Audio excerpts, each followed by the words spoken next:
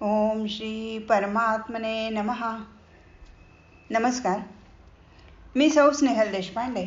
समस्त गीताप्रेमींना माझा नमस्कार. आज आपण निरूपणासाठी 13वा अध्याय घेणार आहोत. कर्म करायचं आणि त्याचं फळ मात्र टाकायचं, ही गोष्ट खरोखर असामान्य आहे. गीतेत आत्तापर्यंत हेच पृथक्करण मांडलं आहे आणि ह्या पृथक्करणाला उपयोगी असं दुसरं एक पृथक्करण 13व्या अध्यायात सांगितले. ते आहे देह आणि आत्मा यांचं पृथक्करण. फळाचं टरफल काढून आतला गर आपण चाकतो. फणसाला वरून काठे दिसले तरी अतिसुंदर रसाळ गरे असतात. तसंच स्वतःकडे पाहायचं असो किंवा दुसऱ्याकडे पाहायचं असो, हे आतलं आणि बाहेरचं पृथक्करण अतिशय आवश्यक आहे. बाह्य देह आणि आतला आत्मा याप्रमाणेच प्रत्येक वस्तूचं दुहेरी रूप आहे. प्रत्येक ठिकाणी देह वेगळा करावा आणि आत्म्याची पूजा करावी, हे पृथक्करण विचारात घेण्यासाठी म्हणजे 13वा अध्यायात मांडलं आहे. मी म्हणजे देह नाही हे स्पष्ट कळलं पाहिजे. मी देहापासून अगदी वेगळा, सुंदर, सोज्वळ, पवित्र आणि अव्यंग आहे. आपले दोष सुधारायचे असतील तर आत्मपरीक्षण करताना देहाला स्वतःपासून वेगळं पाडूनच आपण आत्मपरीक्षण करतो. आपण सहज म्हणून जातो बघा, माझी स्मरणशक्ती हल्ली कमी झाली आहे, म्हणजे माझं काहीतरी साधन असतं की नाही, ते हत्यार साधन बिघडलंय, अशाच अर्थी आपण ते वाक्य म्हणतो. तात्पर्य काय तर देह हे साध्य नसून साधन आहे, अशी आपली धारणा दृढ केली तर देहाविषयीचा अवडंबर मनुष्य माजवणार नाही. मग जीवन निराळच दिसायला लागेल. मानव देह शृंगारावा असा परमेश्वराचा उद्देशच नाहीये मुळी. नाहीतर मोरासारखा पिसारा, वाघासारखे पट्टे रंगवणं त्याला अशक्य नव्हतं. मनुष्य एकरंगीच ठेवला आहे कारण मन शृंगारावं, बुद्धीचा विकास करावा, हृदय सुंदर करावं, हा खरा त्यामागचा उद्देश आहे. भगवंत 13व्या अध्यायात सांगतायत की तू देह नाहीस, आत्मा आहेस. तत्त्वमसि. हे वरचं पांघरूण, हे टरफल तू नाहीस, ते निखळ अविनाशी फळ ते तू आहेस. ज्या क्षणी हा विचार माणसाच्या अंतःकरणात स्फुरेल त्या क्षणी एक प्रकारचा विलक्षण असा आनंद मनामध्ये निर्माण होईल. माझी देहावर सत्ता चालली पाहिजे, मी देह वापरीन, समृद्ध करीन, हितमंगल करीन आणि आनंदे भरीन तिन्ही लोक. एक राक्षस होता बरं का. त्याने एका माणसाला पकडलं होतं. त्याच्याकडून तो खूप काम करून घ्यायचा आणि वर परत काम कर नाही तर खाऊन टाकेन अशी धमकी सुद्धा द्यायचा. सुरुवातीला तो मनुष्य खूप घाबरून राक्षसाचं सगळं ऐकत होता, सगळ्या त्याच्या आज्ञा पाळत होता. पण अति झाल्यावर मात्र तो म्हणाला, खायचं तर खा. पण राक्षसाला त्याला खायचं थोडीच होतं, त्याला फक्त राबवून घ्यायचं होतं. तो असं म्हणाला तेव्हापासून राक्षस त्याच्यावर बळजबरी करू शकेना. ही जी झाली देहाची आसक्ती, ही आसक्ती सोडली की मनुष्य सम्राट होऊन जातो, स्वतंत्र होतो, कोणी त्याच्यावर जुलूम करू शकत नाही. या अध्यायात भगवंतांनी क्षेत्र म्हणजे देह किंवा प्रकृती असून ती जड, विकारी, नाशवंत आणि क्षणभंगूर आहे असं सांगून क्षेत्रज्ञ म्हणजे आत्मा हा चेतन, नित्य म्हणजे नेहमी असणारा, निर्गुण, अविनाशी असा आहे हे सांगितले. या दोन्हीचं रूप भगवंतांनी विभाग करून सांगितलं असल्यामुळे या अध्यायाला क्षेत्रज्ञ विभाग योग हे नाव दिलं आहे. अर्जुनाला विश्वरूप दर्शन झालं तेव्हा सगळं काही एक परमेश्वरच आहे आणि त्यात स्वतःसकट सगळ्याचा लय होत चाललेला त्याला दिसला. तेव्हा तो घाबरून गेला. स्वतःचं अस्तित्वच धोक्यात यायला लागलं की मनुष्य भयभीत होणारच. त्याला परमात्म्याचं दर्शन झालं, साक्षात्कार झाला खरा, पण आत्मज्ञान झालं नव्हतं. भक्ताला आपलं अस्तित्व गमावून बसायला नको वाटतं, पण परमेश्वरापासून विभक्त व्हावं असंही वाटत नाही, म्हणजे परमेश्वरापासून दूर राहावं असं काही त्याला वाटत नाही, म्हणजे द्वैतही नको वाटतं आणि अद्वैतही नको वाटतं. या तत्वचिंतनाला ज्ञानेश्वर महाराजांनी अद्वय असं म्हटलंय. अद्वय म्हणजे अद्वैतही नाहीये आणि द्वैतही नाहीये. म्हणजे गंगा सागराला मिळाली तरी तिचा प्रवाह म्हणजे अस्तित्व राहतच. म्हणजे सागराला मिळून सुद्धा ती संपून जात नाही गंगा, तिचं अस्तित्व असतंच. पण ती सागराला मिळाली आहे म्हणून एकताही तर आहे. असा अद्वयानंद भोगायला मिळावा अशी भक्ताची इच्छा असते. भक्तियोगात भक्त आपलं व्यक्तिमत्व शिल्लक राखून भगवंतात एकरूप व्हायला बघतो. पण ही भक्ती योगरूप व्हायला हवी, म्हणजे आपलं स्वतःचं स्वरूप जाणून, म्हणजे अनुभवायला हवं. मी प्रकृतीहून वेगळा आहे, मी आत्मा आहे, हा अनुभव भक्ताला यायला हवा. आणि त्यासाठी या 13व्या अध्यायात भगवंतांनी क्षेत्रज्ञ विवेचन सुरू केलं आहे. या क्षेत्रज्ञालाच पुढे प्रकृती आणि पुरुष असंही भगवंतांनी म्हटलंय. 7व्या अध्यायात आठवत असेल की भगवंतांनी आपल्याला अपरा म्हणजे आपली अष्टधा प्रकृतीचं आणि परा प्रकृतीचं वर्णन केलं आहे. मग परत प्रकृती पुरुष किंवा क्षेत्रज्ञ वर्णन भगवंतांनी कशासाठी बरं केलं असेल या अध्यायात, असं जर आपल्याला प्रश्न पडत असेल तर आपला शाळेतला अभ्यास आठवायचा. बालवाडीत शरीराची ओळख करून देतात बघा. हे हात आहेत, हे पाय आहेत, हे डोकं आहे, ही हाताची 10 बोटं, डोळे, नाक, दात वगैरे याची फक्त ओळख करून दिली जाते. मोठ्या इयत्तेत गेल्यावर त्याच शरीराची मग अंतर्गत व्यवस्था सांगितली जाते. म्हणजे पचन संस्था आहे, रक्ताभिसरण संस्था आहे, श्वसन प्रक्रिया वगैरे सगळं समजवलं जातं. अजून जरा खोलात माहिती या ठिकाणी जरा वरच्या इयत्तेत दिली जाते. आणि पुढे मेडिकलला गेल्यावर परत पहिल्या वर्षी ॲनाटॉमी शिकवतात. याच पद्धतीने भगवंत आता क्षेत्र म्हणजे काय, क्षेत्रज्ञ म्हणजे काय, अर्थात क्षेत्र म्हणजे विकारासहित क्षेत्र असा विचार आहे. या दोघांचा एकमेकांशी संबंध काय, ज्ञान कशाला म्हणायचं, या सगळ्या गोष्टींचा उहापोह या अध्यायात आता भगवंत करणार आहेत. आपण हळूहळू वरच्या इयत्तेत चाललो आहे. ज्ञानयोगाचे 6 अध्याय आता सुरू होत आहेत. 12व्या अध्यायापर्यंत भक्तियोग झाला. आता ज्ञानयोगाचे 6 अध्याय म्हणजे 13व्यापासून 18व्यापर्यंत. भगवंत म्हणतात, अर्जुना, या शरीराला क्षेत्र असं म्हणतात आणि ह्या शरीराला जो जाणतो त्याला क्षेत्रज्ञ असं म्हणतात. आणि अर्जुना, सर्व क्षेत्रात मीच क्षेत्रज्ञ आहे. क्षेत्र म्हणजे काय, क्षेत्रज्ञ कोणाला म्हणतात, त्यांचा एकमेकांशी संबंध कशा प्रकारचा आहे हे जाणून घेणं हेच ज्ञान आहे. म्हणजे 3 भाग आहेत बघा. एक म्हणजे क्षेत्र म्हणजे शरीर आणि विकारासहित शरीर किंवा प्रकृती. दुसरं म्हणजे क्षेत्रज्ञ म्हणजे आत्मा म्हणजे परमात्मा, हे जाणून घ्यायचं. आणि ह्या दोन्हींना जाणणं आणि दोन्हींचा एकमेकांशी काय संबंध आहे हे सगळं जाणून घेणं याला ज्ञान म्हणायचं. आता माणसाला ज्ञान का व्हायला हवं. अर्जुनाने भगवंताचं विराट विश्वरूप पाहिलं, पण ते भयभीत करणारं होतं. त्याने त्याला आनंद झाला नाही. पण ज्ञान म्हणजे आत्मज्ञान झाल्यावर मात्र मनुष्य आनंदात डुंबत राहतो. हा आनंद नित्य म्हणजे कायम असतो. बाहेरची परिस्थिती कितीही असो, ज्ञान झालेला माणूस समाधानात तुडुंब आनंदात न्हात असतो. अगदी आनंदाचे डोही आनंद तरंग. हा आनंद निरुपाधिक असतो. म्हणजे काय, म्हणजे बाहेरची कोणतीही गोष्ट त्यासाठी लागत नाही.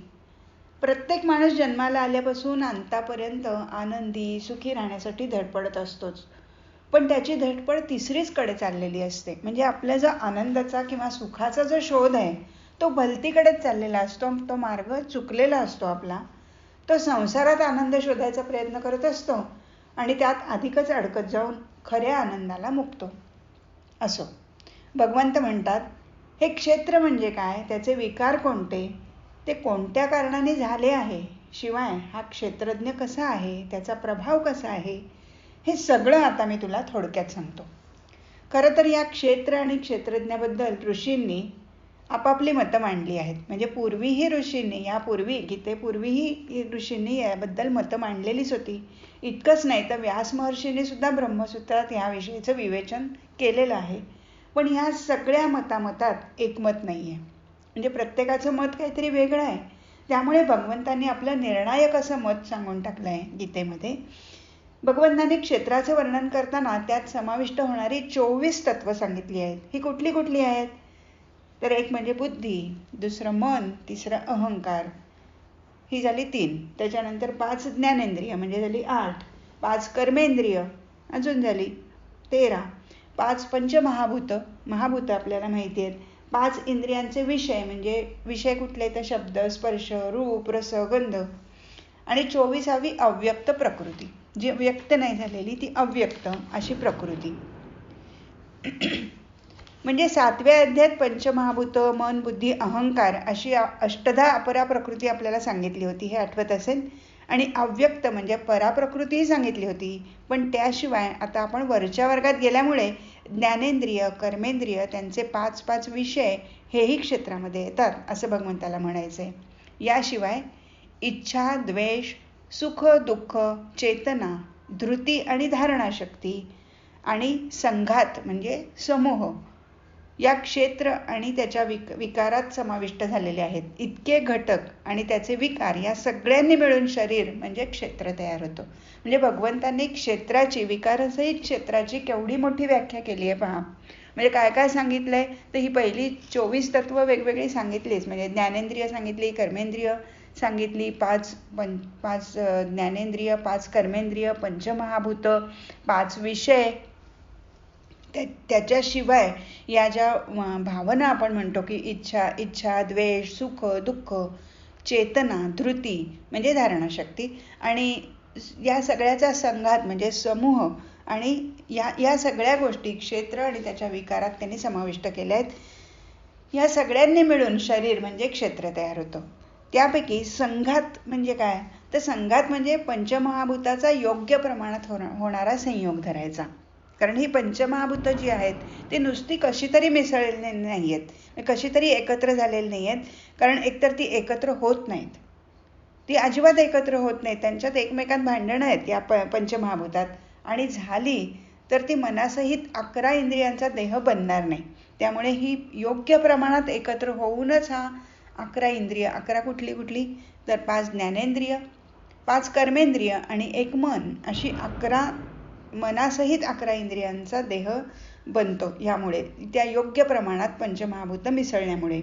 तसंच धृती म्हणजे धारणाशक्ती सांगितलेली आहे. आता ही शक्ती म्हणजे काय तर एकमेकांच्या विरुद्ध असणाऱ्या पंचमहाभूतांना एकत्र वागवून त्यांना कार्यक्षम करणारी जी शक्ती असते तिला ही धृती असं म्हटलेलं आहे. धारणाशक्ती यांना धारण करून ठेवणारी शक्ती.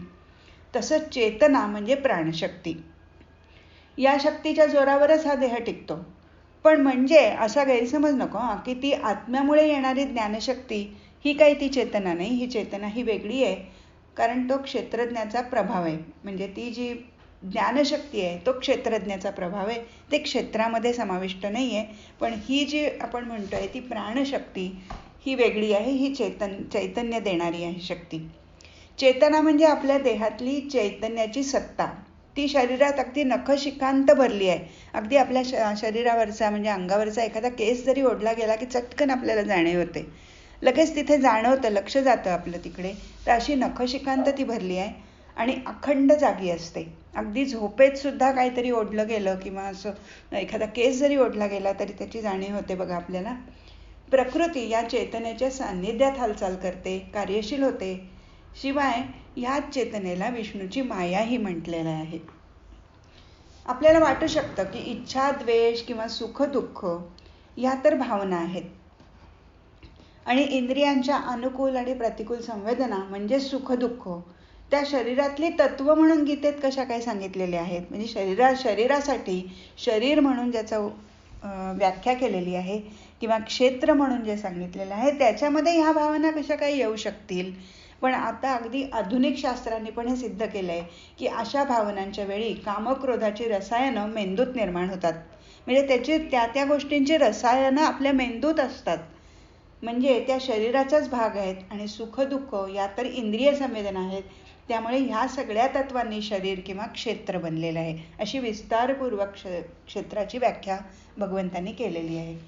भगवंत म्हणतात क्षेत्रज्ञाचं ज्ञान हे खरं ज्ञान. आता ज्ञान याचा अर्थ आपण जाणणं, माहिती असणं असा करतो. सर्वसाधारणपणे आपण असं म्हणतो मला माहिती आहे. आपला अनुभव नसला तरी आपण पुस्तकात वाचून किंवा कुठेतरी ऐकून आपल्याला ती माहिती असते, त्याला आपण म्हणतो ज्ञान. पण हे खरं नाही. बुद्धीने जाणणं हे काही ज्ञान नाही. म्हणजे भगवंतांना ज्ञान म्हणजे आपल्या बुद्धीत साठलेली माहिती असं म्हणायचं नाही आहे. कसं तोंडात घास घातला म्हणजे जेवण होतं का तर नाही होत. ते अन्न पोटात जाऊन पचन होऊन ते झालं, त्या अन्नाचा पाचक रस होऊन शरीराला पुष्टी मिळाली तर त्याला जेवण म्हणायचं. तसं ज्ञान म्हणजे नुसतं बुद्धीने जाणून घ्यायचं नाही आहे, तर ते हृदयात मुरायला हवं आणि आपल्या हातापायातून, आपल्या कृतीतून, आपल्या वागण्यातून प्रकट व्हायला हवं. आपली ज्ञानेंद्रिय, कर्मेंद्रिय सगळी विचारपूर्वकच कर्म करतायत असं व्हायला हवं. म्हणूनच या अध्यायात भगवंतांनी ज्ञानाची फार सुंदर व्याख्या केली आहे. आणि दुसऱ्या अध्यायातल्या स्थितप्रज्ञाच्या लक्षणासारखीच ही ज्ञानाची लक्षणं म्हणजे 20 गुण भगवंतांनी 7व्या श्लोकापासून 11व्या श्लोकापर्यंत सांगितले आहेत. आणि आश्चर्य वाटेल आपल्याला की ज्ञानदेवांनी तर गीतेतल्या ह्या 5 श्लोकावर म्हणजे 7व्यापासून 11व्या श्लोकापर्यंत असे जे 5 श्लोक आहेत त्याच्यावर 700 ओव्या रचल्या आहेत. का बरं एवढ्या ओव्या रचल्या असतील त्यांनी? याचं कारण असं की समाजात सद्गुणांचा विकास व्हावा. ज्ञानदेवांना वाटत होतं की समाजात सद्गुणांचा विकास व्हावा, परमात्म्याचा महिमा समाजात वाढावा अशी तळमळ त्यांना लागलेली होती. आणि त्यांनी आपला सगळा अनुभव या 700 ओव्यांमध्ये अक्षरशः ओतलाय. आपल्यासारख्या मराठी भाषिकांवर खरंच ज्ञानदेवांचे खरोखर अनंत उपकार आहेत. आपण एक एक गुण बघूया. यापैकी काही गुण जे आहेत ते विकसित करायचे आहेत, म्हणजे आपल्यात ते वाढवायचे आहेत ते गुण. तर काही लक्षणं आहेत, म्हणजे सगळेच काही गुण नाही आहेत, तर काही लक्षणं आहेत जी ज्ञान झालेल्या व्यक्तीत आपल्याला दिसतात. आता पहिला गुण यातला भगवंतांनी सांगितला आहे तो आहे अमानित्व. अमानित्व म्हणजे काय? म्हणजे आपण कोणी मोठी श्रेष्ठ व्यक्ती आहोत असा अभिमान नसणं. अशी व्यक्ती स्वतःला म्हणजे खूप मोठी असणारी व्यक्ती समाजात कशी वागते? म्हणजे ज्ञान झालेली व्यक्ती, मोठी व्यक्ती म्हणजे खरी श्रेष्ठ व्यक्ती आहे, पण ती अमानित्व हा गुण तिच्यामध्ये आलेला आहे. अशी व्यक्ती समाजात कशी वागते? तर आपलं वय, प्रतिष्ठा, शिक्षण हे सगळं विसरून ती व्यक्ती सगळ्या माणसाची समानतेने वागताना दिसते. सामान्य माणसं आपल्या अहंकाराचं, अभिमानाचं सतत पोषण करत राहतात. मी सुंदर आहे, मी श्रीमंत आहे, मी शहाणा आहे, मी दिलदार आहे, मोठ्या घरातला आहे, इतकंच नाही तर भक्त आहे, साधक आहे, असं काय काय काय काय, मी मोठा आहे, माझे गुरु मोठे वगैरे अशा गोष्टी उराशी बाळगून मनुष्य अहंकाराचं पोषण करत असतो. जन्मभर आपण स्वतःच्या अहंकाराचं पोषण करतो. अगदी छोटासा गुण जरी आपल्यात असेल तरी आपण नाही मला हे फार चांगलं येतं असा अहंकार बाळगत असतो. मग आता हे घालवण्याचा उपाय काय आहे? तर आपल्यापेक्षा श्रेष्ठ लोकांकडे पाहायचं. अमानित्व आपल्याला यायला हवं असेल तर काय करायचं? तर आपल्यापेक्षा श्रेष्ठ लोकांकडे पाहायचं, त्यांच्या गुणांकडे पाहायचं, त्यांच्याकडून प्रेरणा घ्यायची. म्हणजे आपल्याला श्रेष्ठतेचा अभिमान वाटणार नाही आणि वाटत असला तर कमी होऊन जाईल. दुसरं म्हणजे अदंभित्व हा गुण. आता अमानित्व झालं, आता अदंभित्व हा गुण. अदंभित्व म्हणजे काय? दंभ नसणं. समाजात वावरताना आपण वेगवेगळे चेहरे घेऊन वावरतो. आपण जे नाही ते दाखवण्याचा आपला प्रयत्न असतो. याला दंभ म्हणायचं. अगदी साधं उदाहरण घेऊया की आपण देवळात एकट्याने गेल्यावर आपलं वागणं म्हणजे देवाला नमस्कार करणं, प्रदक्षिणा घालणं हे जसं असेल तसं इतर लोकांबरोबर आपण जर देवळात गेलो दर्शनाला तर काहीतरी थोडंसं वेगळं वागतो. का बरं? कारण दंभ आपल्या मनात असा घट्ट बसलेला असतो, काहीतरी आपल्याला वेगळं दाखवायचं असतं. अशा वेळी आपण नेहमीच आपल्या आतल्या मीशी प्रामाणिक राहायचा प्रयत्न केला तर घरी, दारी, एकांतात किंवा लोकांतातही आपलं वागणं सारखंच असेल. वडीलधारी माणसं कुठे बाहेरगावी गेली की घरातली माणसं अगदी बंधन जुगारून वेगळीच वागताना दिसतात. म्हणजे एरवी हीच निमूटपणे अगदी साधा गंभीर चेहरे घेऊन वावरणारी माणसं काहीतरी वेगळंच वागताना दिसतात. म्हणजे यांच्या मनात काहीतरी वेगळंच असतं आणि वागतात वेगळी. याचाच अर्थ इतरांसमोर वागताना आपण दांभिकपणे वागतो हे लक्षात घ्यायला हवं. म्हणजे सूक्ष्मपणे आपलं निरीक्षण करायला हवं. म्हणून प्रत्येक वेळी वागताना मनाला विचारायचं की ईश्वराला किंवा गुरुला आपलं वागणं कसं वाटेल याचा विचार करायचा. आणि असा विचार करून आपला स्वभावच बदलून सत्वगुणी करायचा प्रयत्न करायचा. आता तिसरा गुण आहे अहिंसा. अहिंसा आपल्याला माहिती आहे, आपण हा शब्द नेहमी ऐकतो.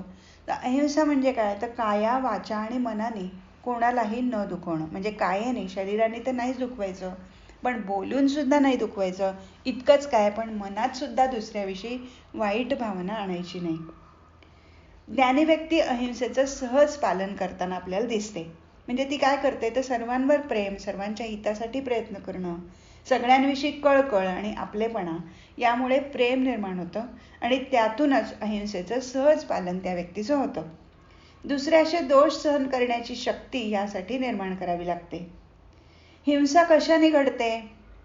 कशामुळे माणूस हिंसक बनतो? तर क्रोध, राग आला, भयंकर राग येतो दुसऱ्याचा, किंवा लोभ सुटला असेल एखाद्या गोष्टीचा तर हिसकावून घ्यावी ती गोष्ट, दुसऱ्याकडनं ओरबाडून घ्यावं असं जे वाटणं आहे, किंवा मोह, या सगळ्यामुळे हिंसा घडते. हिंसा ही पुन्हा कशी असते? हिंसेचे 3 प्रकार आहेत. एक म्हणजे कृत, दुसरं म्हणजे कारित आणि तिसरं म्हणजे अनुमोदित. म्हणजे काय? तर म्हणजे कृत म्हणजे काय? आपण केलेली, भले शरीराने केलेली असेल, तीव्र बोलून किंवा तिखट बोलून केलेली असेल, किंवा मनाने केलेली असेल, स्वतः केलेली, त्याला म्हणायचं कृत. कारित म्हणजे स्वतः तर हिंसा केली नाही, पण दुसऱ्याकडून ती करवून घेतली, म्हणजे दुसऱ्याचे कान भरून परस्पर कोणाला तरी लागेल असं बोलून घेतलं किंवा वाईट वागलं, तर हे दुसऱ्याकडून करून घेतलं तरी सुद्धा त्याचा दोष आपल्यालाच लागतो बरं का. आणि अनुमोदित हा अजून एक तिसरा प्रकार आहे. म्हणजे दुसरा कोणी अशी कायावाचेने हिंसा करत असताना आपल्याला दिसतोय, दुसरा कोणीतरी, आपण नाही, आपण कोणाकडनं करवूनही घेत नाहीये, पण तिसराच कोणीतरी अशी हिंसा करत असताना आपल्याला त्याला तसं करताना अडवणं शक्य असूनही तसं न करणं म्हणजे अनुमोदित हिंसा. तिचाही दोष आपल्यावरच येतो. म्हणून अहिंसा टाळायची असेल तर काही नियम स्वतःला घालून घ्यावेत. आपण म्हणू की आम्ही काही हिंसा वगैरे करत नाही बरं का, पण नाही, ही नकळत होत असते. आता कसे नियम घालून घ्यायचे? जसं काही ठिकाणी अहिंसा पाळायची, म्हणजे काही ठिकाणं, देश म्हणूया आपण, काही ठिकाणी ही अहिंसा पाळायची. उदाहरणार्थ मंदिरात, म्हणजे मंदिरात कोणाला लागेल असं बोलणार नाही, मृदूच बोलेन, चांगलंच बोलेन, चांगलंच वागेन, घाईघाईने गर्दी असेल तर घुसायचं मध्ये, असलं करणार नाही. ह्यालाच हिंसाच म्हणायचं, की दुसऱ्याला ढकलून पुढे जायचं. तर अशा तऱ्हेचं हे टाळायचं. म्हणजे मंदिरात, आश्रमात वगैरे मी शरीरानेच नाही तर वाणीने किंवा मनानेही कोणाला दुखवणार नाही असं ठरवायचं. मन प्रसन्न ठेवीन असं ठरवायचं. दुसरं म्हणजे अमुक पर्व आहे, सण आहे, समारंभ आहे, उत्सव आहे, अशा वेळी मी अहिंसा पाळेन असं ठरवायचं. म्हणजे आज सणवार आहे ना, आता तरी कर्कश बोलू नका, कर्कश वाईट असं बोलू नका, लोकांना त्रास होईल असं बोलायला नको, आणि मनात आपण मृदू भावना ठेवू, प्रसन्न भावना ठेवू म्हणून. म्हणजे मंदिर वगैरे आश्रमाच्या ठिकाणी तसं अमुक पर्व, सण, समारंभ असं काही असताना. तिसरं म्हणजे काही वेळा अशा असतात, अशा वेळेला पाळायचं. काय कशा असतात? तर घरात नवीन बाळ जन्माला आल्यावर कमीत कमी 40 दिवस आपण पाळतो बघा. तर तसे 40 दिवस शरीर मनाचं पावित्र्य मी राखीन असं आपण ठरवायचं. स्वतः किंवा दुसऱ्याच्याही कायावाचांनी हिंसा करून देणार नाही असं आपण ठरवायचं. शिवाय काही व्यक्तींच्या बाबतीत आयुष्यभर अहिंसा व्रत पाळीन अशी प्रतिज्ञा करायची. म्हणजे अजून एक भाग झाला की काही व्यक्तींच्या बाबतीत, आता सदा सर्व काळ म्हणजे काय पर्वच असायला पाहिजे किंवा मंदिरच असायला पाहिजे, आश्रमच पाहिजे असं नाही, कुठंही गेलं तरी काही व्यक्तींच्या बाबतीत मात्र मी अहिंसा पाळीन. म्हणजे मी लागेल असं बोलणार नाही, वेडंवाकडं वागणार नाही, त्याप्रमाणे वागणं. उदाहरणार्थ आता ही अशा व्यक्ती कोण असतील तर आई वडिलांचा कधीही अपमान करणार नाही, वेडंवाकडं बोलणार नाही, त्यांच्यावर जोराने ओरडून बोलणार नाही, वडीलधारी माणसं, गुरु, गाय, मुकी प्राणी यांच्याशी व्यवहार करताना आपल्या हातून हिंसा घडू नये म्हणून प्रयत्न. या सगळ्या उपायांनी हा गुण अंगी बाणवता येतो. पुढचा गुण आहे क्षांती, म्हणजे क्षमा. याचा अर्थ आपल्याला माहिती आहे खरं, की क्षमा करायची म्हणजे दुसऱ्याला क्षमा करून टाकणं अवघड असतं. पण दुसऱ्यालाच क्षमा करायची असं नाही, तर स्वतःलाही क्षमा आपल्याला करता आली पाहिजे. फक्त दुसऱ्याला माफ नाही करायचं, तर स्वतःलाही माफ करता यायला हवं. आता ह्याच्यासाठी एक छोटीशी गोष्ट आहे बरं का. एक माणूस होता, तो गुरुकडे गेला आणि म्हणाला, मी फार महापापी आहे गुरु, मला काहीतरी दंड द्या. त्याला स्वतःला कळत होतं की आपण पापी आहोत, अतिशय पापी आहोत. तो काय म्हणाला? गुरु म्हणाले की पापी आहेस म्हणजे नक्की काय करतोस? तर तो म्हणाला, परस्त्रीकडे पाहिलं की मला ती भोगावीशी वाटते. एखादी मौल्यवान वस्तू दिसली की लगेच चोरावीशी वाटते, म्हणजे मला ती हवीशी वाटते आणि चोरून घ्यावीशी वाटते. कोणी माझ्याशी वाईट वागलं तर त्याला मारून टाकावं असं वाटतं. अरे बापरे, हे असलं काय काय त्याला वाटत होतं. पण गुरु पण श्रेष्ठ होते. गुरु म्हणले बस एवढंच. मग आता तू असं कर, जो तुझ्याशी असा वागेल किंवा वाईट वागेल त्याला तू क्षमा कर, हाच तुझा दंड. आता हा काय दंड झाला का? त्याला काही हे पटलं नाही बरं का. तो माणूस म्हटला नाही नाही, मला असा दंड नको. हा काय दंड आहे का? दुसऱ्याला क्षमा कर काय हा दंड आहे का? असं नको, मला खरंच दंड द्या तुम्ही, काहीतरी चांगला जोरदार दंड द्या की त्यामुळे तो माझा आयुष्यभर लक्षात राहील. तो अगदी हटून बसला. पण तो जो योगी होता, जो साधू होता, तो त्याच्याही पेक्षा हट्टी होता. तो म्हणाला मी तुला दंड देणार नाही. का बरं? कारण कोणी तुझ्याशी वाईट वागलं तर तुला त्याला दंड द्यावासा वाटेल की. म्हणजे मी तुला दंड दिला की तूही दुसऱ्याला शिक्षा देशील आणि शिक्षा देण्यासाठी वाईट वागशील. तर तसं नाही, शिक्षा करावीशी वाटेल आणि म्हणून तुला जी शिक्षा करावीशी वाटेल त्याच्याऐवजी त्याला क्षमा करायची. आणि क्षमा करणं हाच तुझ्यासाठी दंड आहे. कारण क्षमा करणं सोपं नसतं. दुसऱ्याला माफ करून टाकणं, मनापासून माफ करून टाकणं तर मुळीच शक्य नसतं, अवघड असतं ते. म्हणून क्षमा करायचं आणि ह्याला क्षमा म्हणायचं. तुझ्यातून क्षमा बाहेर आली पाहिजे असं ते गुरु म्हणाले. तर ही जी झाली ती क्षमा, दुसऱ्याला क्षमा करणं आणि त्याचप्रमाणे स्वतःलाही क्षमा किंवा माफ करून टाकणं, याला म्हणायचं क्षमा. पुढचा गुण आहे मन आणि वाणी याची सरलता. आपण जर चुकीचं वागत असलो तर आपण चुकतोय हे आपला आंतरिक आवाज सांगत असतो. पुष्कळ वेळा आपल्याला आतनं कळत असतं की आपण चुकतोय बरं का, पण आपण वागणं सोडत नाही. आपण ते ऐकत नाही. त्या आवाजाला गप्प करण्यासाठी म्हणून मोठमोठ्यांनी बोलतो काही वेळेला किंवा सरळ दुर्लक्ष करतो. म्हणून आपला आंतरिक आवाज ऐकण्याची सवय लावून घेणं हाच गुण अंगी बाणवण्याचा उपाय आहे.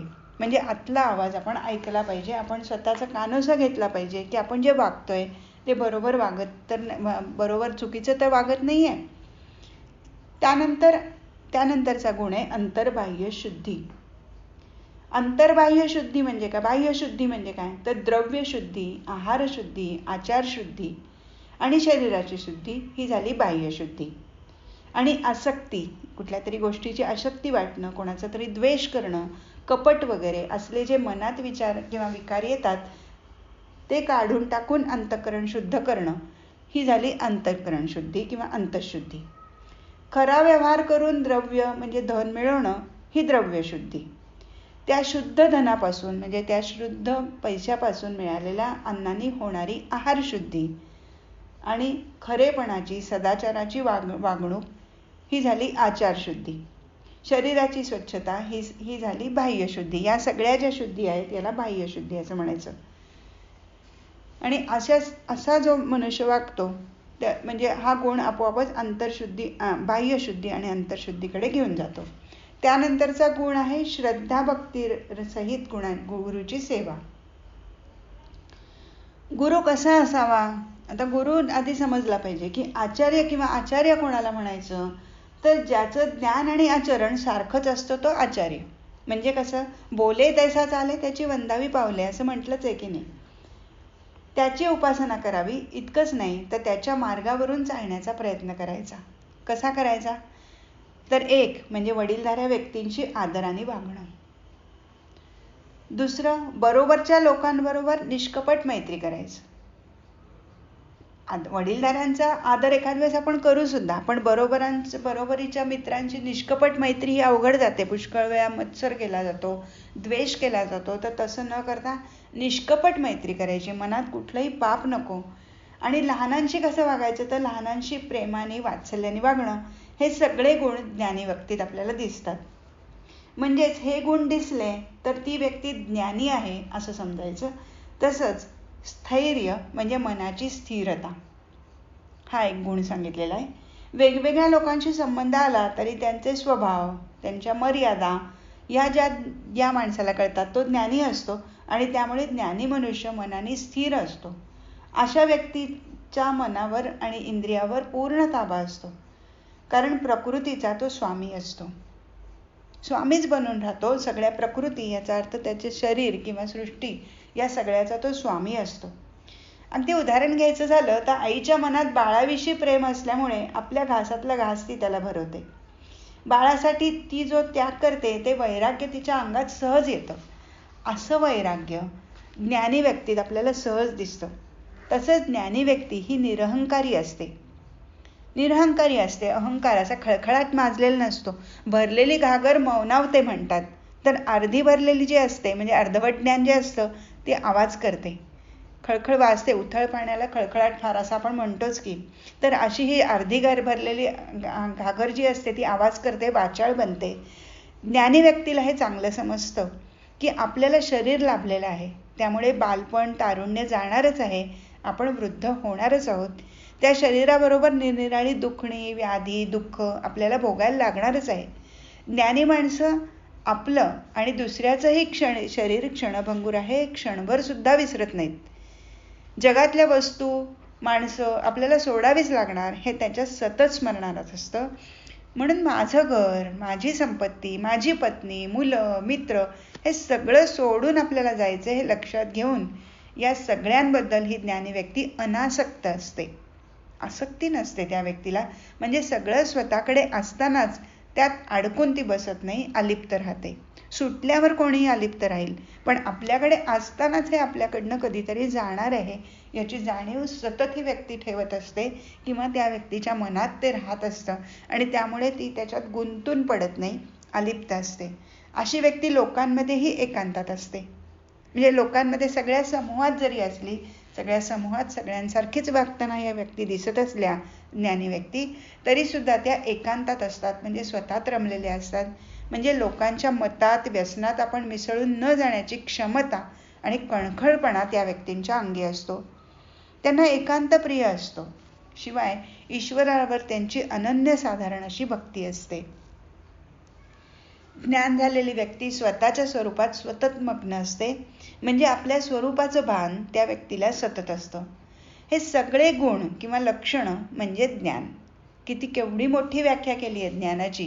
अमानित्वापासून इथपर्यंत अनासक्तीपर्यंत सगळे जे गुण, 20 गुण भगवंतांनी सांगितलेले आहेत, तर एवढ्या सगळे गुण असणं किंवा ती लक्षणं दिसणं म्हणजे ज्ञान असं भगवंताचं म्हणणं आहे. आणि ह्या सगळ्या गुणांच्या उलट किंवा या लक्षणांच्या उलट लक्षणं म्हणजे अज्ञान असं भगवंताचं सांगणं आहे. म्हणजे थोडक्यात सांगायचं तर मान सन्मान प्रिय वाटणं. आपण बघू शकतो, आपल्या स्वतःकडे लक्ष देऊन बघू शकतो की आपल्याला मान सन्मान प्रिय वाटतो का? आपल्याला आपलं कोणी कौतुक केलं, आपली स्तुती केली तर आपल्याला हुरळून जातो का? आपल्याला बरं वाटतं का? तर हा दोष आपल्यात राहिलेला आहे. म्हणजे अमानित्व हा गुण आपल्यात नाही आहे. तर मान सन्मान प्रिय वाटणं, दंभ असणं, हिंसा करावीशी वाटणं किंवा कोणाला क्षमा न करणं, त्याचाच आणि क्षमा न करता त्याचाच अभिमान बाळगणं. म्हणजे आपण माणसं म्हणतात की नाही, मी याला मुळीच क्षमा केलेलं नाही, मी सरळ त्याला बोललो किंवा वाटेल तसं झाडलं त्याला, असं जे अभिमानाने माणसं सांगतात की नाही, तर त्याचाच अभिमान बाळगणं. वाणीचा मनाचा वाकडेपणा, कोणाला तरी कुचकं तिरकं बोलणं, लागेल असं बोलणं, श्रेष्ठ व्यक्तीबद्दल अनादर असणं, मनाची चंचलता, सतत मन चंचल असणं, सुखाने हुरळून जाणं, दुःखाने धो धो धो रडत बसणं, अशा तऱ्हेची किंवा सारखं कोसळून जाणं, अशी जी मनाची चंचलता, इंद्रियांवर संयम नसणं, अपवित्र राहणं खाणं. आपण पाहिलंय की अंतर्बाह्य शुद्धी सांगितलेली आहे, तर यातलं काही जरी अशुद्ध, जरी द्रव्य अशुद्धी असेल किंवा आहार अशुद्धी असेल किंवा आचार अशुद्धी असेल, वागणं चुकीचं असेल, तर त्याला अशुद्ध राहिलं आपलं. तर अपवित्र राहणं, वागणं, खाणं वगैरे सगळे गुण अज्ञानात मोडतात. आता 12व्या श्लोकापासून, हे त्यांनी 7व्या श्लोकापासून 11व्या श्लोकापर्यंत सांगितलंय. आता 12व्या श्लोकापासून 18व्या श्लोकापर्यंत क्षेत्रज्ञ म्हणजे परमात्म तत्वाचं वर्णन भगवंत करतायत. भगवंत म्हणतात, जे जाणून घेण्यासाठी योग्य आहे आणि जे जाणल्यामुळे परमानंद मिळतो ते मी तुला सांगतो. भगवंत म्हणतात, हे ब्रह्म अनादी आहे, त्याला सद म्हणजे आहे किंवा असद म्हणजे नाही असं काहीच म्हणता येत नाही. म्हणजे ते आहे असंही म्हणता येत नाही आणि नाही असंही म्हणता येत नाही. याचा अर्थ काय? म्हणजे ते नाही म्हणावं तर विश्वाच्या रूपाने ते साकार झालेलं दिसतं, आणि विश्व म्हणजेच ते परब्रह्म असं म्हणावं तर विश्व ही तर माया आहे, म्हणजे सतत बदलती आहे, मायेचा पसारा आहे, हे त्यात आणि त्यात ते सापडतच नाही. जगात चाललेली सगळी कर्म, अगदी स्थूल असोत किंवा सूक्ष्म, ही सगळी त्यानेच केलेली किंवा करत असल्यामुळे त्याचे हात सगळीकडे आहेत. म्हणजे वर्णन असं केलं आहे की ते जे परब्रह्म आहे त्याला सगळीकडे हात आहेत, सगळीकडे पाय आहेत, सगळीकडे डोळे आहेत, सगळीकडे मस्तक आहे, असं तऱ्हेचं वर्णन केलेलं आहे. तर त्याचा अर्थ आपण एक एक बघूया की त्याला सगळीकडे हात आहेत म्हणजे काय. कारण जगात चाललेलं कुठलंही कर्म जे आहे ते त्याच्याचकडनं घडत असल्यामुळे त्याचे हात सगळीकडे पोचलेले आहेत किंवा सगळीकडे त्याला हात आहेत ह्या परब्रह्माला असं म्हटलेलं आहे. कुठेही जा ते परब्रह्म आधीच तिथे पोचलेलं असल्यामुळे त्याचे सर्वत्र पाय आहेत असं म्हटले आहे. आता सूर्याचं उदाहरण घेतलं तर सूर्याचे डोळे किंवा अंग हे जसं वेगवेगळं नाही आहे. सूर्याचे डोळे काही वेगळेच त्याला दिसतंय असं नाही, तर सूर्याचं संपूर्ण अंग म्हणजेच डोळे आहेत. त्याला सूर्याला काही दिसत नाही असं नाहीच आहे, सगळं जग दिसतंय. तसं तर सूर्याचं डोळं आणि अंग सगळं वेगवेगळं नाही आहे, सूर्य सगळंच बघू शकतो. त्याप्रमाणे त्या परब्रह्माचे सगळीकडे डोळे आहेत, म्हणजे सगळ्या जगाच्या आणि सगळ्या जगाच्या डोक्यावर ते नांदत असतं. सगळं जग राहिलं खाली आणि ते डोक्यावर नांदत असतं, म्हणून त्याचं मस्तक सर्वत्र आहे असं आपण म्हणतो. अग्नीचं सगळं अंगच मुख असतं. आपल्याला माहिती आहे की म्हणजे काय, अग्नी जसं सर्वांगाने भक्षण करतो, कुठनंही टाका, मागून टाका, पुढनं टाका, तो सगळं भक्षण करतो, म्हणजे त्याचं तोंड सगळीकडे असतं अग्नीचं. तसंच हे परब्रह्म भोगतं असल्यामुळे त्याचे सर्वत्र मुखे आहेत असं भगवंतांनी वर्णन केलंय. आकाशाचा गुण शब्द आहे, आकाश सगळीकडे व्यापलेलं आहे. त्याप्रमाणेच परब्रह्माचे कान सर्वत्र आहेत, म्हणजे त्याला कुठलाही सूक्ष्मही आवाज ऐकू येतो ते नाही अशी जागाच नाही. ही सगळी भाषा या परब्रह्माची व्याप्ती दाखवण्यासाठी वापरली आहे. म्हणजे परब्रह्म किती व्यापलेलं आहे, कुठे कसं संपलेलंच नाही आहे किंवा कुठेतरी त्याचं सुरुवात झाली आहे असं आपल्याला दिसणार नाही, म्हणून त्याच्या व्याप्तीसाठी हे सगळं सांगितलंय. म्हणून त्या निर्गुण निराकार अशा परब्रह्माला हात, पाय, डोळे, कान आहेत असं म्हटलं आहे. याचा अर्थ इतकाच की हे परब्रह्म निर्गुण निराकार अगदी इंद्रियविरहित असून सुद्धा सगळं ज्ञान ग्रहण करायची क्षमता त्याच्या अंगी आहे. सगळं काही ज्ञान त्याला होत असतं. परब्रह्म अतिसूक्ष्म असून सर्वात जवळ आणि सर्वांपेक्षा दूरही तेच आहे. म्हणजे काय, सगळ्यात जवळही आहे आणि दूरही आहे म्हणजे काय, तर आकाशाचं उदाहरण घेऊन ते आपल्याला समजून घेता येईल. आकाश हे आपल्या डोक्याला टेकूनच आहे बघा. डोक्याच्या वर आपण हात फिरवला तर काय आहे, आकाश आहे. आपल्या बाजूला पण आकाश आहे आणि आपण कितीही लांब गेलो, कितीही लांब पळत गेलो तरी आकाश संपलं आहे, इथे आकाश संपलं असं काही होत नाही, म्हणजे तिथेही ते आहेच आहे. तसंच ब्रह्म सगळीकडे ओतप्रोत भरलेलं असल्यामुळे ते आपल्याला जाणवत नाही. अगदी सगळीकडे जसंच्या तसं भरलेलं असतं. अगदी उदाहरण द्यायचं झालं तर मासे बघा, मासे पाण्यातच असतात, पाण्यातच जन्मतात आणि पाण्यातच वापरतात.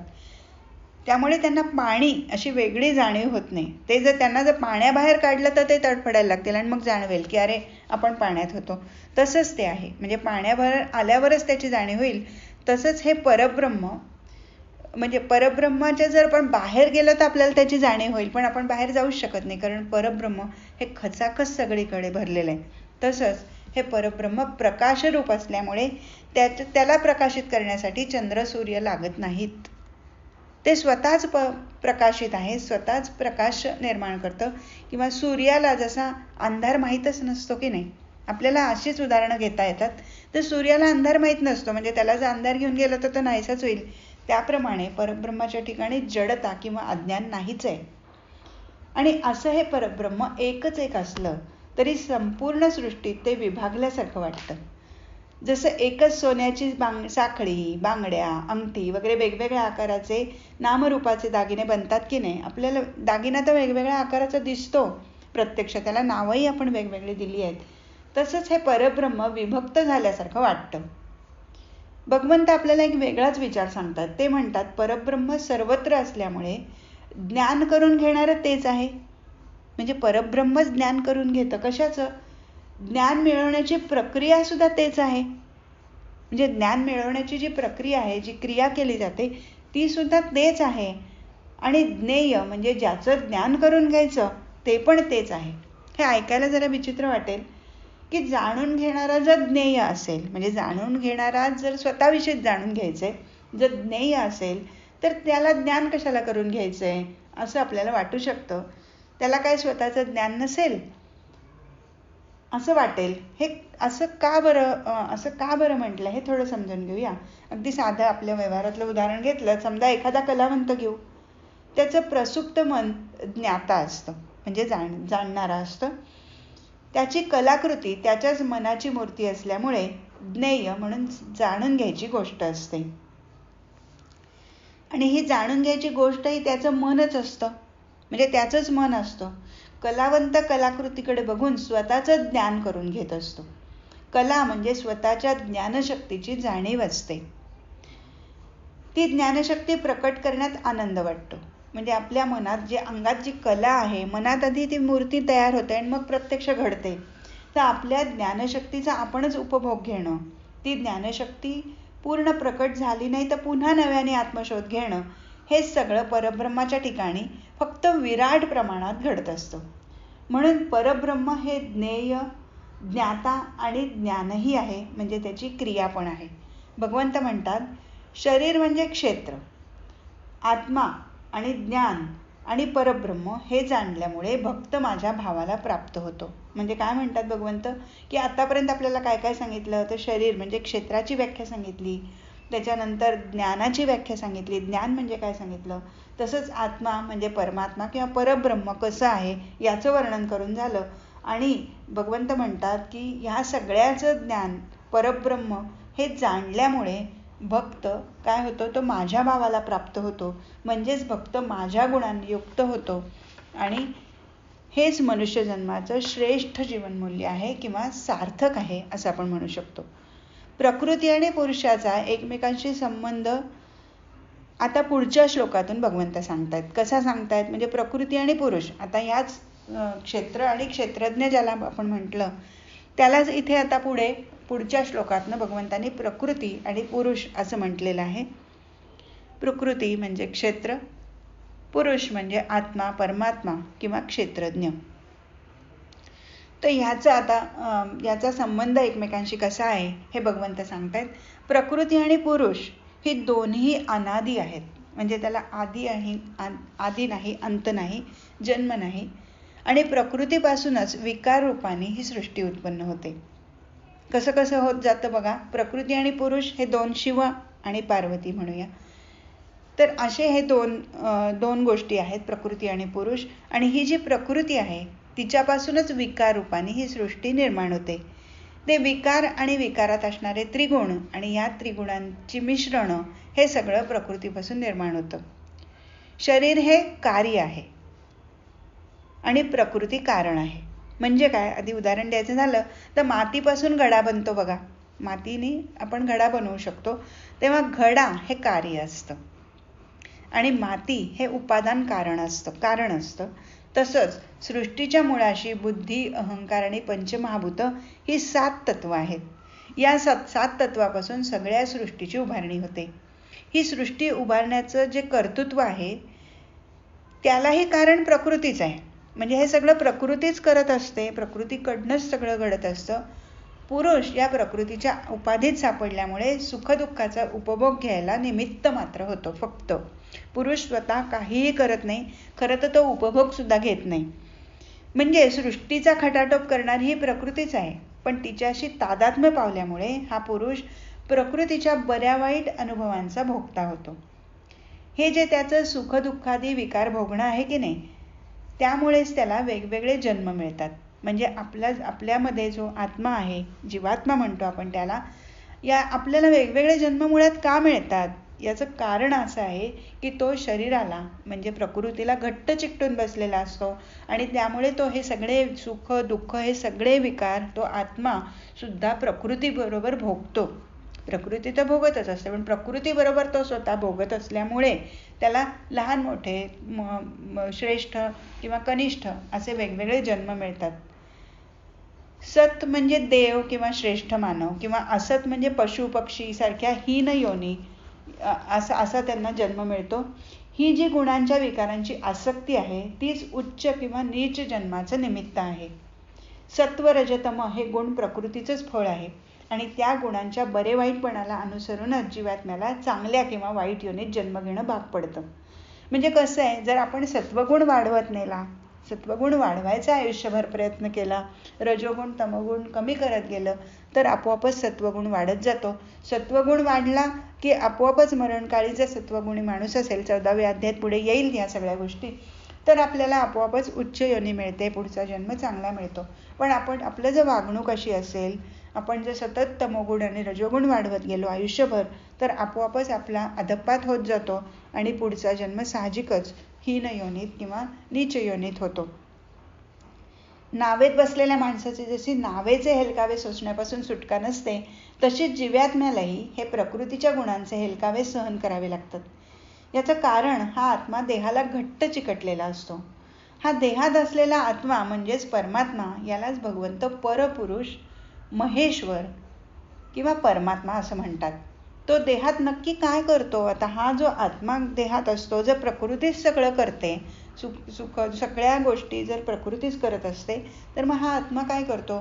तर भगवंत म्हणतात तो प्रकृतीच्या गुणांचा उपद्रष्टा म्हणजे जवळ बसून पाहणारा असतो. काय काय करतो बघा, काय आहे तो गुणांचा उपद्रष्टा आहे. प्रकृतीच्या गुणांचा उपद्रष्टा म्हणजे जवळ बसून पाहणारा.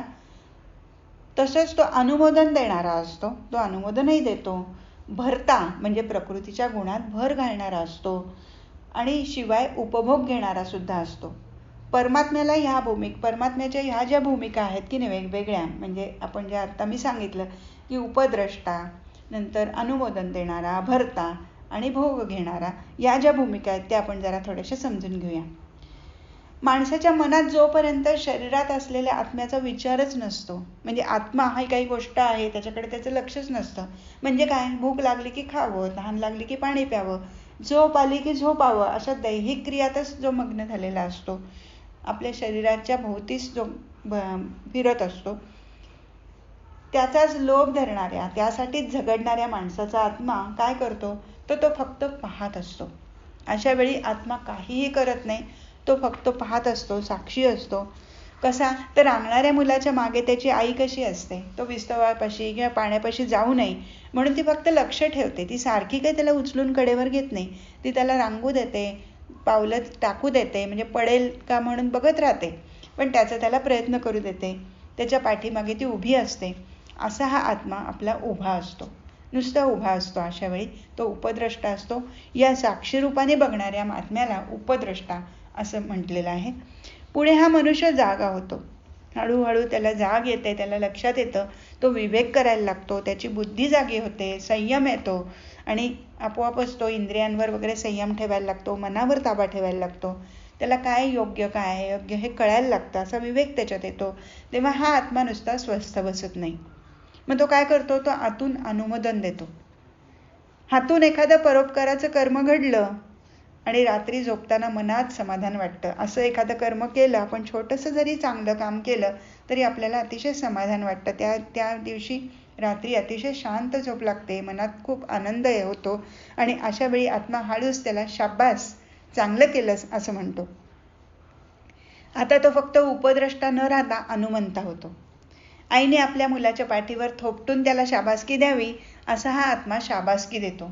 त्या माणसाचा उत्साह वाढवतो आणि मग जीव भोगमय जीवन सोडून नैतिक भूमिकेवर येतो. म्हणजे त्याला अधिकाधिक चांगली कामं करावीशी वाटतात, अजून परोपकार करावीशी वाटतात, अजून, कारण त्यातला आनंद त्याने घेतलेला असतो. चांगल्या वागण्यातला आनंद, स्वतःला झालेला आनंद त्याला जाणवतो आणि त्यामुळे त्याला साहजिकच हे जे भोगमय जीवन आहे, नुसतं खाणं पिणं आनंद घेणं, याच्यापेक्षा आपण त्यातनं बाहेर येऊन काहीतरी केलं पाहिजे असं व्यापक भूमिकेवर जेव्हा मनुष्य येतो, नैतिक भूमिकेवर येतो, त्यावेळेला मग काय घडतं? आता अशी नैतिक कर्तव्य पार पाडत असताना स्वतःतले दोष त्याला स्पष्ट दिसायला लागतात, अगदी ठळठळीत दिसायला लागतात आणि मग हे दोष घालवण्यासाठी, मनातले मळ धुण्यासाठी तो खूप प्रयत्न करतो. सतत तो प्रयत्न करत राहतो की माझा राग, तो मनात म्हणतो मी चांगलं काम करतोय पण मला राग फार लवकर येतो, किंवा मी फार मोठा श्रेष्ठ आहे असा उगीचच अभिमान वाटतोय, माझ्या सहकार्याला कोणी मान दिला तर मला लगेच मत्सर वाटतो, हे काही चांगलं नाहीये असं त्याच्या मनात यायला लागतं. म्हणजे स्वतःतले दोष त्याला दिसायला लागतात आणि हे घालवलं पाहिजे असं त्याच्या मनात येतं. असे मनातले मळ धुता तो थकून जातो.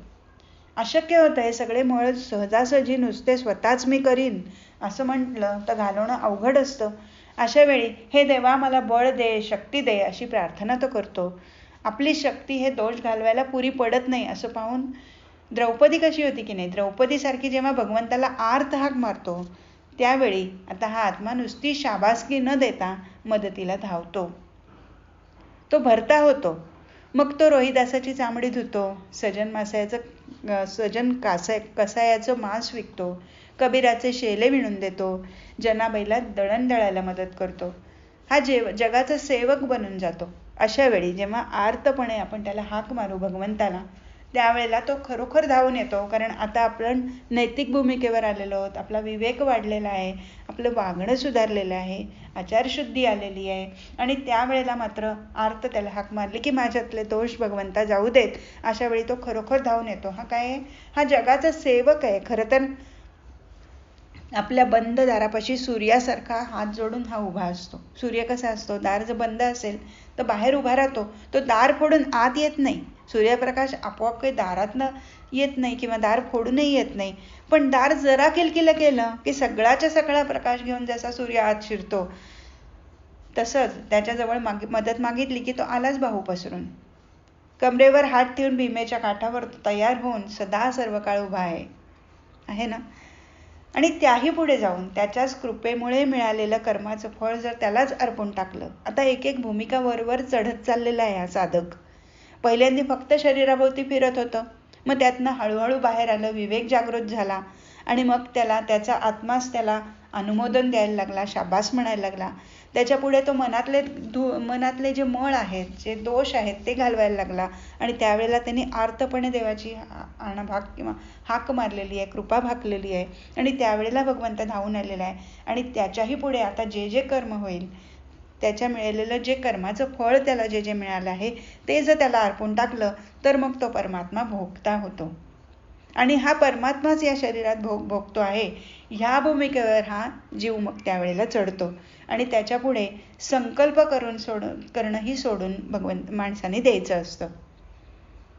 आपण काय करतो? आधी कर्म करूया असा संकल्प करतो.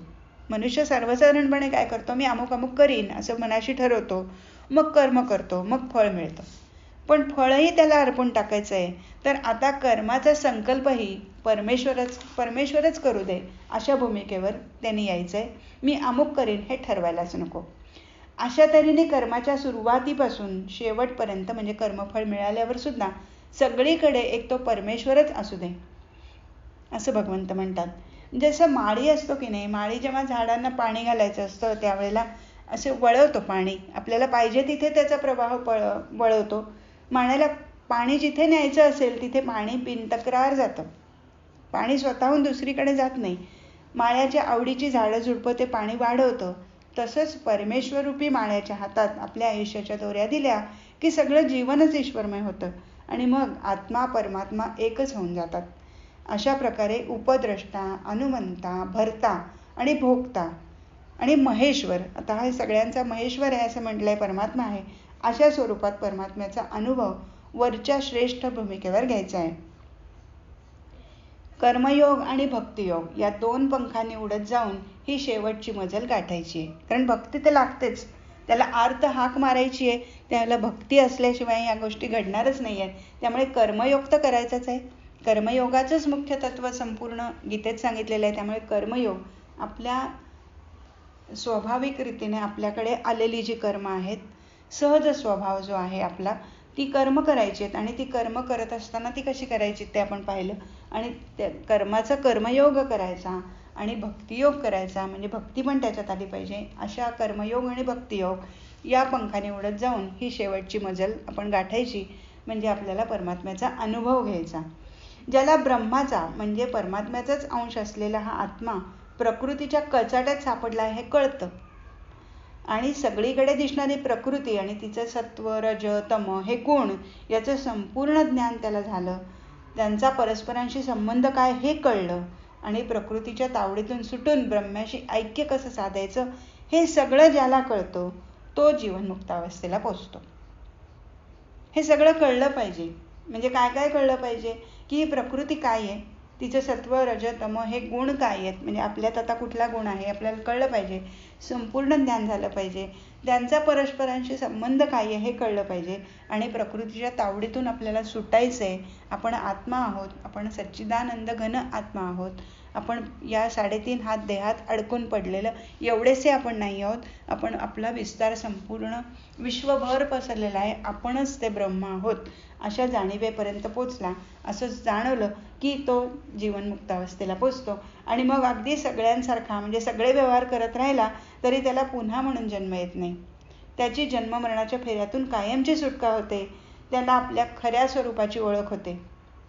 हे जे स्वरूपाचं ज्ञान करून घ्यायचं आहे ते लोक कोणकोणत्या पद्धतीने करून घेतात. आता हे स्वरूपाचं ज्ञान करून घ्यायचं, कर्मयोग करायचा, हे सगळं ठरलेलं आहे. पण मग हे भगवंतांनी पुढे सांगितलेलं आहे की काही लोक कसं करतात, काही लोक हे स्वरूपानुसंधान ध्यानाने करून घेतात. म्हणजे ध्यान लावून ते स्वतःच्या आत आत पाहत जातात.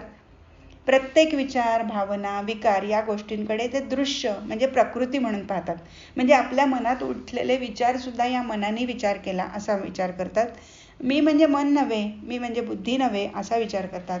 आणि आपण फक्त पाहणारे द्रष्टे आहोत असं मानतात. सगळं दृश्य बाजूला सारून ते स्वतःवरच स्थिर होतात आणि आत्मरूप पाहतात आणि प्रकृतीपासून वेगळे होतात. आता दुसऱ्या काही वेगळे जे लोक असतात, काही लोक असतात ते सांख्य तत्वज्ञानाप्रमाणे विवेक करतात. म्हणजे हेही आंतरिक ध्यानच असतं. इंद्रियांना प्रेरणा कोण देतं, मनाला कोण प्रेरणा देते, अहंकाराचं स्फुरण कुठे चाललंय असा शोध घेत घेत शेवटी त्यांना स्वरूपाचं ज्ञान होतं. तर काही लोक कर्मयोगाचं आचरण करतात. म्हणजे कर्मयोगात कर्माचं फल आणि अहंकार टाकायचा असतो हे आपल्याला माहिती आहे, आपण शिकलोय 3ऱ्या अध्यायापासून. म्हणजे आपण फक्त तोंडात घास घालू शकतो, पुढचं सगळं शरीरच म्हणजे प्रकृतीच करते.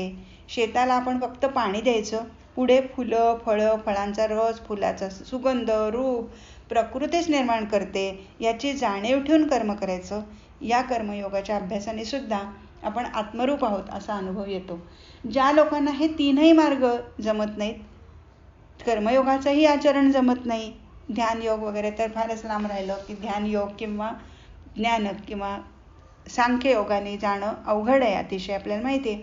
तर हे तिन्ही गोष्टी ज्यांना जमत नाही त्यांनी काय करावं, तर ध्यान, विवेक आणि कर्मयोग ज्यांना जमत नाही त्यांच्यासाठी चौथाही मार्ग आहे. तो मार्ग म्हणजे गुरुकडून ते ज्ञान ऐकून आत्म्याचं चिंतन करतात. म्हणजे असे जे चौथ्या प्रकारचे जे लोक आहेत ते असं करतात. असे गुरुच्या सांगण्यावर श्रद्धा ठेवणारे भक्तही हा संसार सागर तरून जातात असं भगवंत म्हणतात. म्हणजे असे भक्तही जन्ममृत्यूचा फेरा चुकवून अमृतत्व प्राप्त करून घेतात. आणि अशा तऱ्हेने अगदी अज्ञ सामान्य जीवापासून ते तत्वज्ञानी योग्यापर्यंत सगळ्यांनाच कोणता ना कोणता मार्ग मोक्ष मिळवून देतो. कर्मयोग आणि भक्तियोगासारखे सगळ्यांना जमणारे मोक्षप्राप्तीचे मार्ग गीतेने सांगितले आहेत. सगळ्यांना जमतं. कर्मयोग सुद्धा जमू शकतो ना आपल्याला, आपली रोजचीच कर्म करायची, आपल्याला काही संन्यास घ्यायचा नाहीये. आणि भक्ती करायची हा सुद्धा सामान्य लोकांसाठी मार्ग सांगितलेला आहे. आणि हेच गीतेचं वैशिष्ट्य आहे. भगवंत पुढे क्षेत्रज्ञाचा संबंध कसा आहे याचं वर्णन करतात. जे काही स्थिर किंवा चर पदार्थ निर्माण होतात. आता हे आतापर्यंत काय काय सांगितलं की क्षेत्र आणि क्षेत्राची व्याख्या सांगितली, क्षेत्रज्ञाची व्याख्या सांगितली, ज्ञान म्हणजे काय सांगितलं, सगळं सांगून झालं. आणि आता त्याचा एकमेकांशी संबंध कसा आहे संपूर्ण जगात ते सांगितलंय. जे काही स्थिर किंवा चर पदार्थ निर्माण होतात, जितकी म्हणून स्थावर किंवा जंगम वस्तू उत्पन्न होते ती क्षेत्र आणि क्षेत्रज्ञाच्या संयोगामुळेच उत्पन्न होते. म्हणजे प्रत्येक वस्तू मात्र प्रकृती आणि पुरुष यांच्या संयोगातूनच निर्माण झालं आहे. यातलं जे प्रकृती तत्व आहे ते विनाशी आहे.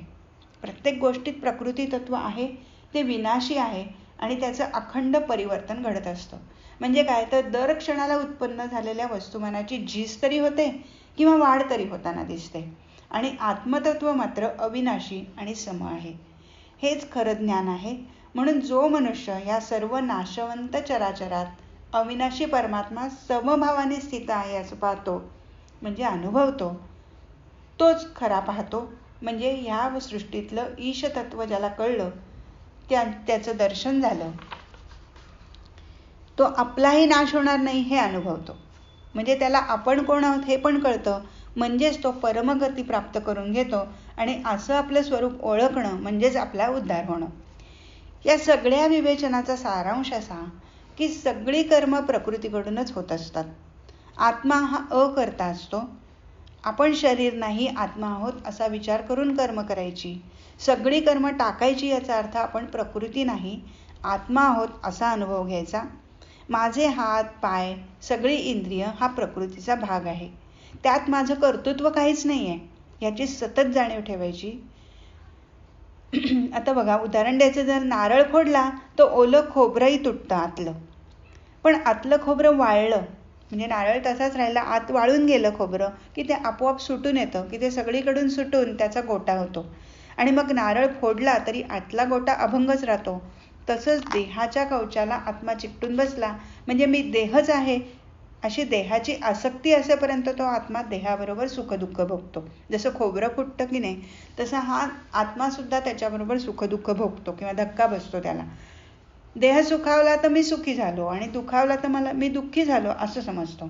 पण आपलं स्वरूप हे मन, बुद्धी, अहंकारासह सगळ्या कोशांपेक्षा वेगळं आहे हे जाणवलं की तो मुक्त होतो, खोबऱ्यासारखा आतून सुटतो. जगातली सगळी विविधता एकत्वात पाहणं हा त्या एकाचाच विस्तार आहे, हे सगळं एकमेवाद्वितीय ब्रह्मच आहे असं पाहणं म्हणजे अनुभवणं म्हणजेच ब्रह्मज्ञान. आणि ह्याचाच अर्थ ब्रह्मज्ञान आणि ब्रह्मप्राप्ती या दोन वेगळ्या गोष्टी नाहीत. हे सगळ्यात महत्त्वाचं लक्षात ठेवायचं की आपल्याला भगवंताला प्राप्त करून जायला कुठेतरी भगवंत शोधायला जाऊन त्याला प्राप्त करून घ्यायचा नाहीये. तर फक्त ब्रह्मज्ञान झालं म्हणजे स्वतःचं स्वरूपाचं ज्ञान झालं तरी आपण आत्मा आहोत हे कळतं. आणि आपण आत्मा म्हणजेच परमात्मा आहोत ही त्याच्या पुढची स्टेज आहे, पुढची पातळी आहे. आणि ते कळलं की या परब्रह्माचं किंवा ब्रह्मज्ञान जे झालं की त्याची प्राप्ती ही काही वेगळी राहत नाही, त्याचं ज्ञान झालं की आपण त्यात विरूनच जातो म्हणून, असं भगवंताचं सांगणं आहे. अध्यायाच्या शेवटच्या 4 श्लोकात भगवंतांनी दृष्टांत देऊन आत्म्याचं विवेचन केलं आहे. हा आत्मा शरीरात असतो खरा, पण आकाश जसं सर्वत्र असूनही सृष्टीतल्या गुणांनी विकार पावत नाही किंवा त्या गुणांनी लिप्त होत नाही, तसा आत्मा आपल्या देहात सर्वत्र भरून राहिलेला असूनही तो देहाच्या गुणांनी लिप्त होत नाही, तो अलिप्त असतो. जसं आकाश अतिसूक्ष्म असल्यामुळे सगळीकडे भरलेलं असूनही म्हणजे या जगातल्या सुगंधाने सुगंधित होत नाही किंवा रंगाने रंगीत होत नाही किंवा पाणी वर अगदी आकाशात उडवलं तरी काही आकाश ओलं होत नाही किंवा अग्नीने किंवा जळतही नाही, हे आपल्याला माहिती आहे. तसाच आत्मा शरीरात राहूनही अलिप्त असतो. त्याचप्रमाणे एकच सूर्य संपूर्ण जगाला प्रकाशित करतो. एकच सूर्य आहे बघा, 2-4 सूर्य नाही आहेत, एकच सूर्य पुरेसा आहे, संपूर्ण जगाला तो प्रकाशित करतो. तसाच हा क्षेत्री म्हणजे क्षेत्रात राहणारा आत्मा संपूर्ण क्षेत्राला म्हणजे शरीराला प्रकाशित करतो, म्हणजे त्याला प्रेरणा देतो, चेतना निर्माण करतो. शरीराचे सगळे व्यापार ह्या आत्म्याच्या ऊर्जा स्रोतांनीच झालेले असतात. जगातल्या प्रत्येक वस्तुमात्राची प्रकृती सूर्य ऊर्जा पिऊनच कार्यशील होते आणि विकसित होते, हे आपण प्रत्यक्ष अनुभवतो. आपण बघतो झाडं वगैरे वाढतात, आपण जिवंत राहतो किंवा या सगळ्या ज्या गोष्टी, किडे माकोडे, बारीक सारीक गोष्टी सुद्धा आणि मोठे प्राणी सुद्धा सगळे कशामुळे आहेत तर सूर्यामुळे आहेत. पण सूर्य तर खूप अलिप्त असतो. मग त्याच्यात आपल्याला सूर्य दिसतो का? या वस्तुमात्रात सूर्य शोधायला गेलो तर सापडणारच नाही. तसंच आत्मा किंवा परमात्मा हा दाखवता येत नाही. सृष्टीतल्या सगळ्या कार्याला, गतिमानतेला जी विश्वात्मक ऊर्जा मिळते, जी ऊर्जा प्रेरणा देते, तिला परमात्मा म्हणतात. अध्याय संपवताना भगवंत म्हणतात, क्षेत्र आणि क्षेत्रज्ञ यातलं अंतर अशा पद्धतीने जो जाणतो आणि स्वतःची प्रकृती तत्वातून सुटका करून घेतो, तो परमात्मा तत्वाला प्राप्त होतो. प्रकृती तत्वातनं सुटका करून घेऊन मी आत्मा आहे हे ओळखणं. फक्त आपण क्षेत्रज्ञ आहोत याची बौद्धिक जाणीव उपयोगाची नाही, हे मात्र महत्त्वाचं आहे. कारण ते तर आपल्यालाही झालेली आहे आता, की आपण क्षेत्रज्ञ आहोत, आपण आत्मा आहोत, आपण हे शरीर नाही, हे आपण पोक्त्या पंडितासारखं किंवा पडत मूर्खासारखं म्हणू शकतो. पण नुसती बौद्धिक जाणीव उपयोगासाठी नाही, त्यासाठी भगवंतांनी ध्यानाने, ज्ञानाने किंवा कर्मयोगाने हा अनुभव घेता येतो असं सांगितलंय.